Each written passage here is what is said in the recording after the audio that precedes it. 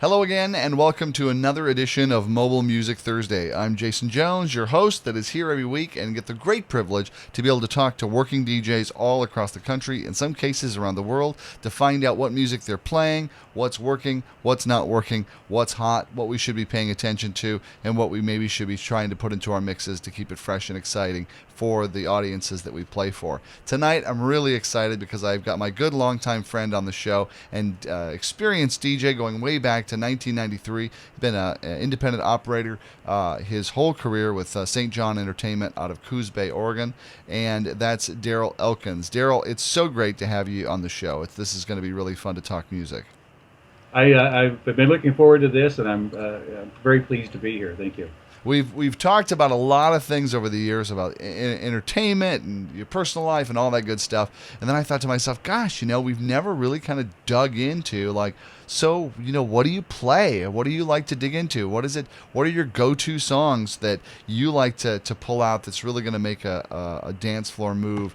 And it's different for a lot of people, and oftentimes really good ideas come out of this show. So this is why I like doing this show, and hopefully why everybody likes watching it as well. So tell me a little bit about your history as a DJ and how you like to keep up with current music. Well, living in a small coastal community, used to be able to just listen to the radio and see what was charting, and having worked in radio years ago to keep up with the charts and whatnot. But what I learned is a lot of times what was doing really well on the radio wasn't necessarily doing so well on the dance floor, and so would tend to skew just a little bit older with the music, or find something that, even though the radio tunes were slower tempo, ditching those and sticking with the tried and true, a little older up tempo. Sure. Yeah. And the newer radio tunes are the ones that were really popular on the radio at the time. Was it the factor of them, whether or not they were danceable kind of thing? Was that kind of what was at issue? Like, they're a popular song, just nobody wanted to dance to them? Yeah. The danceability is always, DJs are looking to keep something danceable on the dance. Sure. And sometimes it's the ones that aren't danceable, but the sing-along ones would be the ones that would maybe pull somebody out. Right. And sometimes you just shake your head and wonder and keep going.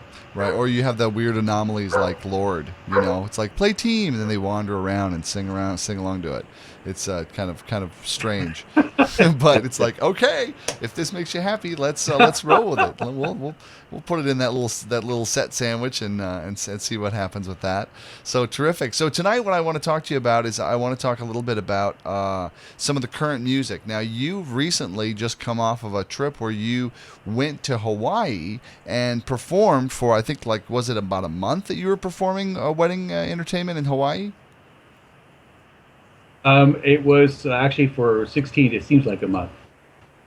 It was only 16 days. Oh, only 16 days. Only 60 days in Hawaii. Oh man, rough. Really, really rough work. That's terrific. It was. You did a lot of events during those 16 days, right? Actually, yeah. Working with Dave Lewis at Dynamic Sounds Hawaii, we participated in 5 weddings and 5 graduation parties, the all-night parties. Oh, excellent. Well, this will be really fascinating. I want to focus on weddings because okay. we're kind of done with graduation parties and proms at this particular point, and so we're heading really full steam ahead into the weddings. So at the weddings that you were doing there, were these mostly local weddings or were they destination weddings? So were the people kind of from Hawaii or were they from all over? Well, it's interesting. Even the destination weddings had local family members that lived on the island, but most of the weddings that we did were local weddings that ended up having people traveling from the mainland over. Okay. One wedding we did we calculated the miles that they traveled to being over 400,000 miles to have all these family members show up on the island of Oahu. Wow, that's pretty incredible, and what a great destination to have to show up to. It's like, darn, I have to go to Hawaii for a wedding. Dang it, that's horrible. So what did you notice that was there any music that was played during those events while you were there that surprised you that it worked as well as it did? Well, absolutely. The one thing I noticed mostly was um, almost, not almost, quite a bit of the music that we played was, I want to call it kind of a Hawaiian remix. Hmm. Um, they'll take popular songs. Some examples would be like "I'm Yours" from Jason Mraz, or Uh-huh. "Kiss Me," Sixpence None the Richer, "Brown Eyed Girl" even, and Hmm. they would rework them, almost I want to say reggae, but they would really give it an island sound, Oh, and so wow. it would be recognizable, but new at the same time. So when you say they, I mean who's doing the island remixes of some of these popular dance wedding dance It's songs? that's a great question. There's a lot of great musicians. I don't have a lot of that information right here in Is front of that me. something that? But is that something that's happening with people like that are producing that on the island, or is Yeah, that it is? yeah, yeah. Wow, so that's kind of like an exclusive cultural thing specific to Hawaii, and something that has come to be expected by people who attend a wedding in Hawaii, at least as far as locals go. Yeah. We, the category of music that we stuck with was going to be the Hawaiian remixes, a lot of Hawaiian reggae, or well, it's kind of redundant there, but some reggae tracks, um, and then going back into the tried and true top 40 tracks, and hip hop tracks when it came Sure. into the dancing part of it. Okay, great. We have to acknowledge this since everyone watching the show is wondering who's the guy in the background of Oh, this Jordan, particular show. So you should introduce Jordan right now since he is I, in the I, I show will I will do happening that. in the background. What's going on in there? He's So building. He's working on a giant experiment that's going to solve the energy problem of the world in 20 minutes. exactly, exactly. No, I'm using my friend Jordan's studio. He's got a great studio here, and so I wanted to make sure I was in a good working environment, good equipment, and so here I am. And so Jordan is behind me. Say hi to the guys, Jordan. He had his headphones I'll on. There. say you're making so much noise. He's trying to cut out the noise that you're making right now. Exactly. Anyway, thanks, Jordan. So now we've got that explained. So it won't be like, so what's with the guy in the background? What's going on? Um, so either that or if you know how there's no depth of field on these videos, so he looks like just a very small man on your shoulder that's working on Yeah. something, like an Hanging out. acupuncturist or Shoulder. something. Yeah. Um, anyway, so back to the music Yeah. is Yeah. let's talk about like some of the newer top 40 music that now I've been every DJ since Ariana Grande's been on the charts for so long with this song Problems, and personally, well, I'm not paid to play what I particularly like, but I can't stand the song. I can't stand her nasally sound, and probably because I've seen her on that show, that Nickelodeon show. I have a 3.5-year-old. I see these things. So for those that don't, maybe they have a better appreciation for Ariana Grande. But anyway, what I'm finding is that she's not really being played on the dance floor, even though it's kind of a dancey song. I don't play it. Yeah. So did at any of the events did it come up while you were there? All right. How No. about Katy Perry "Dark Horse"? Is that something Oh yeah. that was Yeah. mixed in? Yeah. Oh So yeah. that's something that's got to. Where is that? Did you find that that's something that you would mix in into more of the danceable parts of it, and the more parts that kind of were, or did people kind of sing along to the other parts of it that the beat dropped out of it? I use a dance remix, Oh. and Okay. so I kept the energy up with the entire song. All right. Well, then never mind. So let me ask about some of the others. Now, actually, there's a song that's been like charting for a couple of weeks now by a group named Magic that's just come up. It's called Rude, and it has kind of a reggae feel to it, sort of thing like that, but kind of a weird one to play at a wedding because of the lyrics. It reminds me of when "I Saw the Sign" was so popular. I want that as my wedding song. It's like, you know what they're singing about, right? It's a breakup song. It And is. so, and then rude is like, why do you have to be so rude? Oh, well, I'm going to marry you anyway, because it'll get better after you're married, right?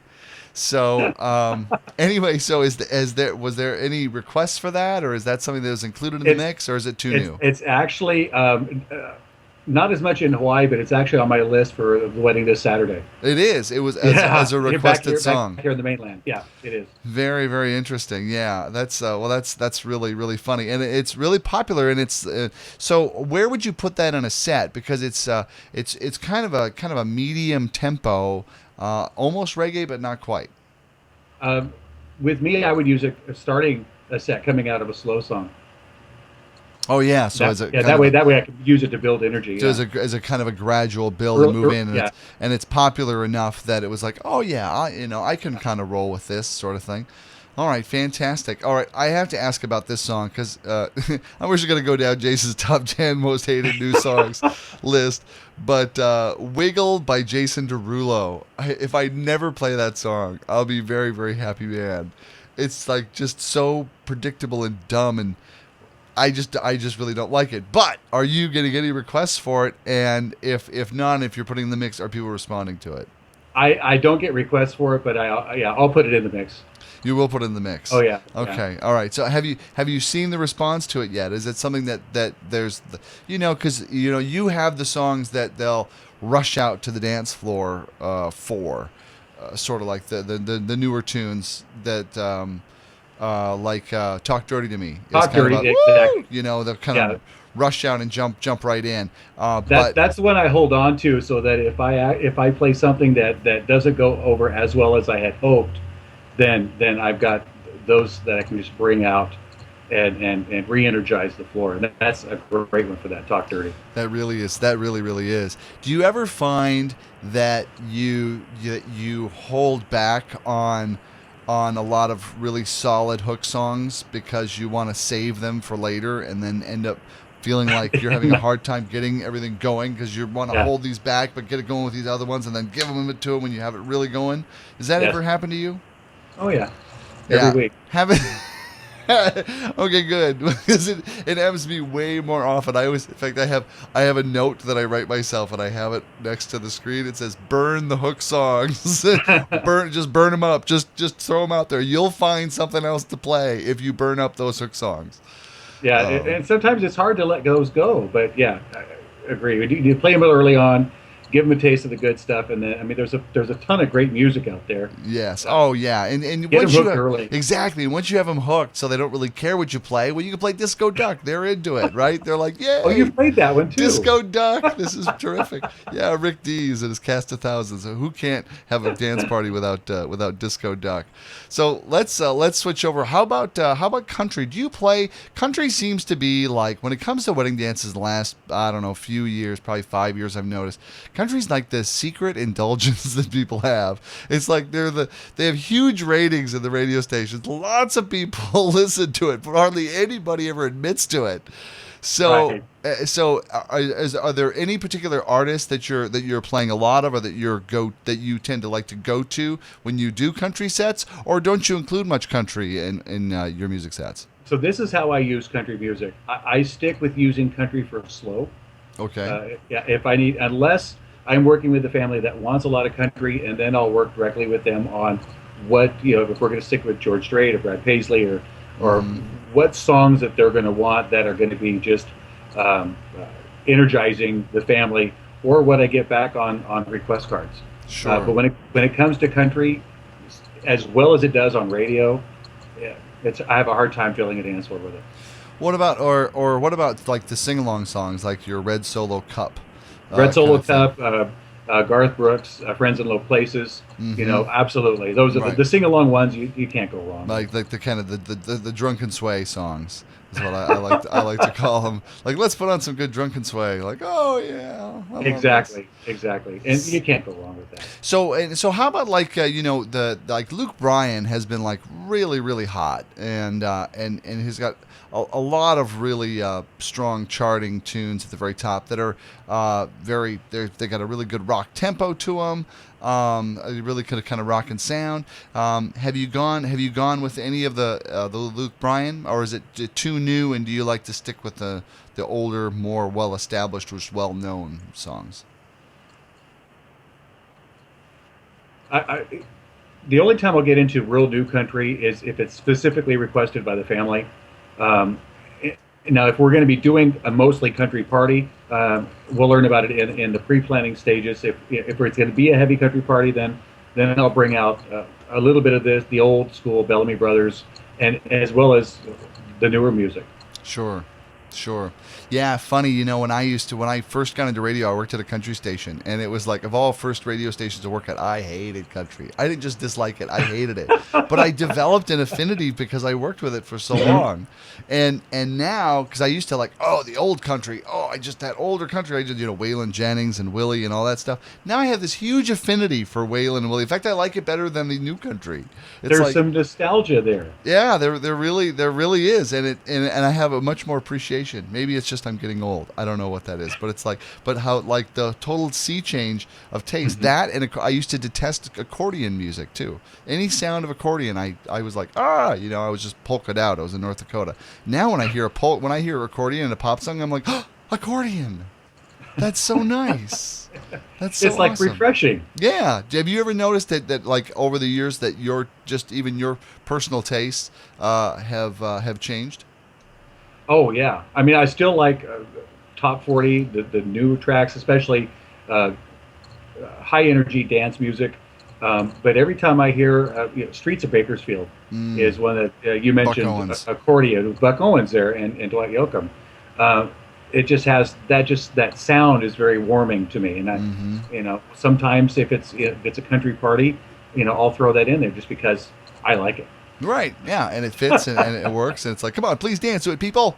Please. Or put it in the middle of a sandwich between two really great songs that it's going to go to keep it going.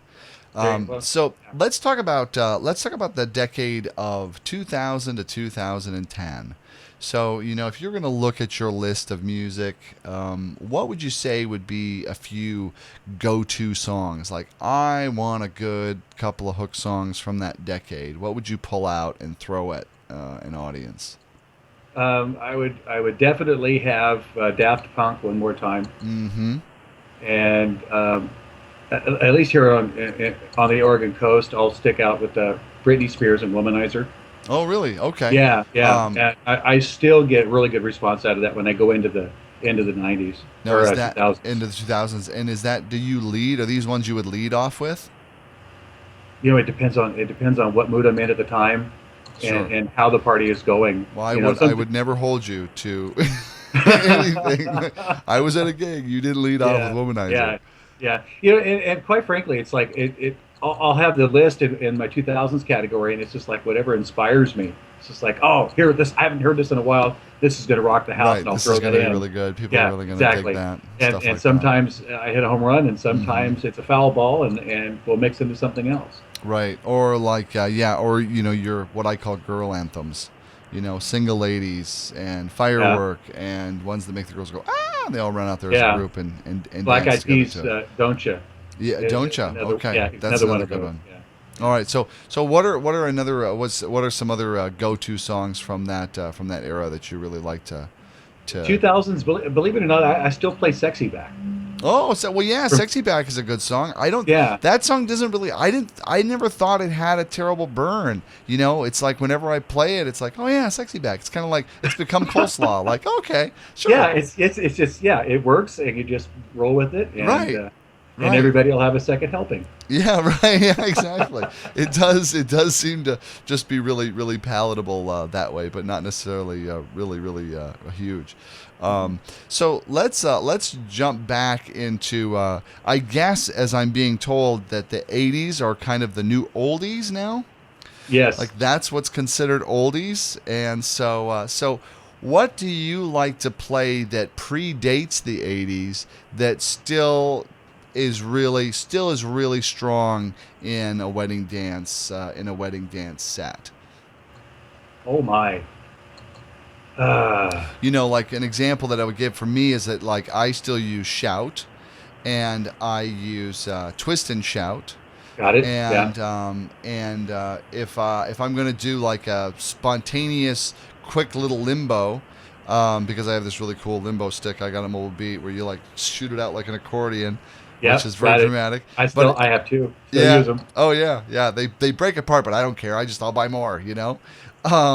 And so like limbo rock sort of thing, rock and robin, Bobby Day, people still dig that. Those I'll still pull those out, even though they're back. They're kind of in the they're going 60s back and 70s. They're going yeah. like the way back, but those are just very few. Respect by Aretha Franklin, a few Motown hits, and of course slow songs would be Temptations, My Girl. My Girl. So what are some songs that you think of that you like to go to? Because like my Van Morrison, Brown Eyed Girl, that used to just you just throw it out there and I pull out that older adult audience, doesn't do it anymore. It doesn't. I had a wedding over spring break, and one of the songs that was on the Please playlist was Brown Eyed Girl, and basically the bride and her new husband were the only people that danced to it.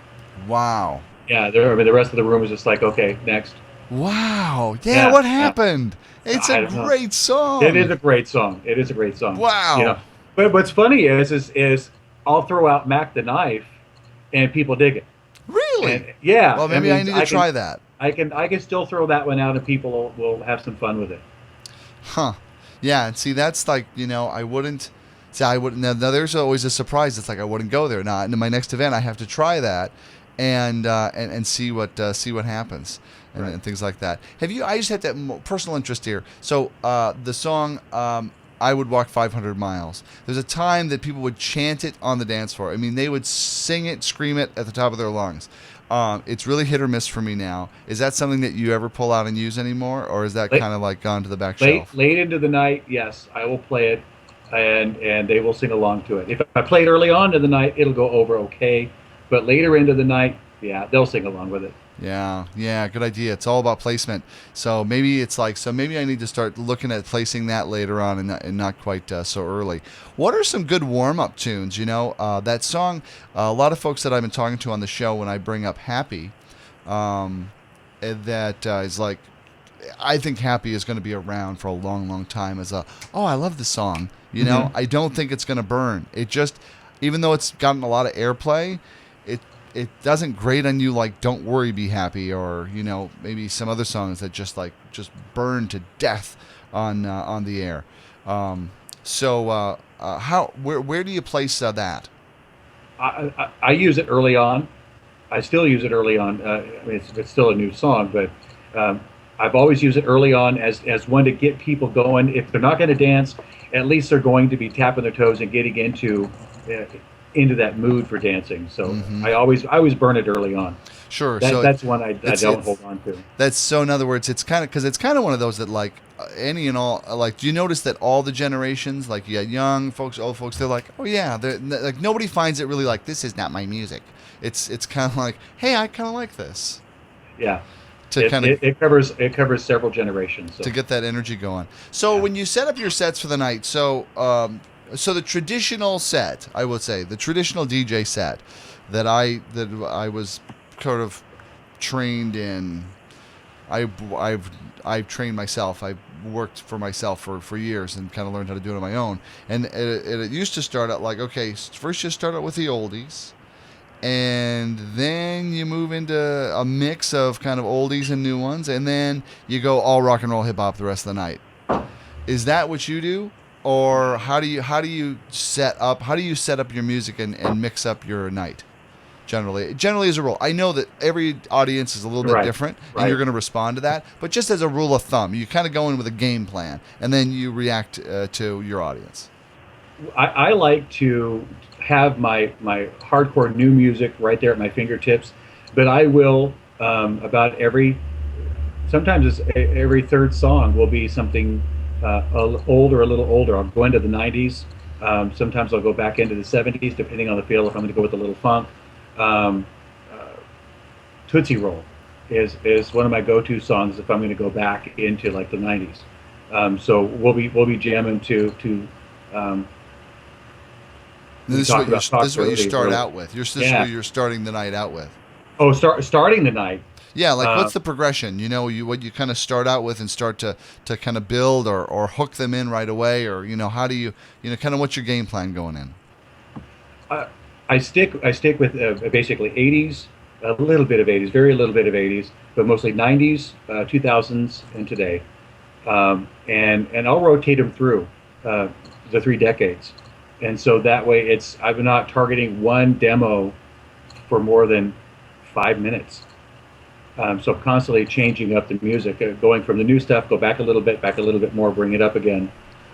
Once we get later into the night and a liquid courage is abound, then I'll stick with the just mostly dance music, newer dance music. Mm-hmm. Newer as in like in the last year, or like in the last 5 years? 5 or 6 years. Last 5 or 6 years. And finally, my last question I want for you, as we got to wrap up here, because man, time flies. I can't believe that we've already come to the end of the show. So much fun. Is you had mentioned that you play a remix of Dark Horse, and I'm really curious about how you handle remixes in a world where familiarity is like so important when we throw music out. Mm-hmm. Remixes I will use later in the night, and it's beat mixed, and so what'll happen is we're going to be coming out of one song right into the chorus of Dark Horse, and so far, knock on wood, it's worked really well. I've been really pleased with it. Right, because you're mixing into the familiar hook of the song, that actually in that song comes later in the song. It's not right at the very beginning. Yeah, so when I mix into it, it's actually like about a minute 20 into the song before where the hook is on my remix. Right. So a good rule of thumb is to like actually look for where the hooks are in your popular music. That looking for that familiarity, Mm-hmm. so that way that they're having fun, they recognize that they're comfortable with it. You know, if you hit a part where the regular part, like the radio version of the song, the beginning of it may be slow, but we've reworked it, that will still feel awkward. Mm-hmm. But if you're going into a part of the song that is already up tempo and it's already slamming, and that's where you're mixing it at, then you could keep going, and where Dark Horse will get a little soft a little bit on the remix, it's not that way. So you keep the energy going, and then you mix out of that and you keep going. Oh, that's awesome. Darryl, I wish we could talk forever about this. Why didn't we start talking about music sooner? We should do that. I guess we'll have a new topic now. Every time we talk about music sooner. I look forward to that. That'll be awesome. Awesome, Darryl. This was such a good time. I appreciate you taking the time to be able to share what you do and how you do it. It means a lot to me, and it's really terrific to have here on the show. Well, I'm glad to be a part of the show, and it's good to visit with you, my friend. Awesome. Good to visit with you, too. That's it for our Mobile Music Thursday this week. Again, like as always, leave your comments below on the show. We love to see, what your thoughts are on the show, what sets work for you, what songs you like to put in there, and that sort of thing. And then we're going to be talking about some of those comments and some of those things on upcoming and future shows. And who knows, we might even feature you on one of our shows as one of our working DJs, talking about what's working, what's not working, what you like to play, what works for you. So until we talk again next Thursday, this is Jason Jones for Mobile Music Thursday.